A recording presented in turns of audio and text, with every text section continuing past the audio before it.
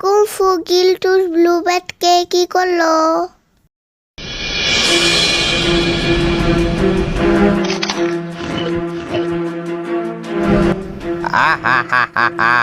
গিল্টুস, তোকে আমি শেষ করে দেব। তোকে আমি এমন পিট্টি দেব, তুই আমার পিট্টি সারা জীবন মনে রাখবি। ও ও গেলটুস, তুমি ব্লু ব্যাটের সাথে মারামারি না করে ওকে একটা গল্প শোনাও। ও ব্লু ব্যাট, তোমাকে একটা সুন্দর গল্প বলবো। সরো এখান থেকে, তুমি ফালতু গল্প বলে আমার সময় নষ্ট করবে। ব্লু ব্যাট, শোনো তুমি আমার গল্পটা। এক দেশে ছিল এক রাজা, রাস্তায় সরো পেল এখান খাজা। থেকে, এই জঙ্গলে রাজা আমি। হা হা হা হা। এই নাও ব্লু ব্যাট, এখানে বসো আর আমার গল্পটা শোনো।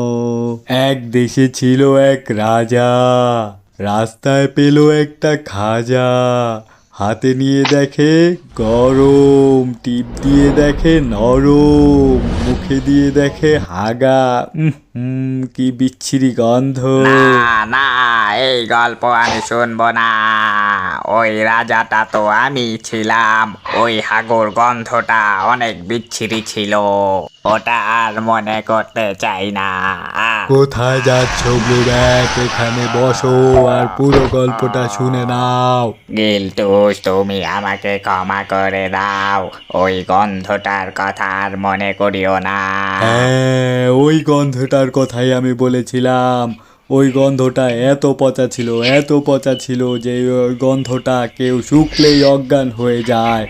আশেপাশের সব মানুষ অজ্ঞান হয়ে গিয়েছিল, কিন্তু তুমি ওই গন্ধটা শুকেও অজ্ঞান হও নাই। না, আর শুনতে পারছি না।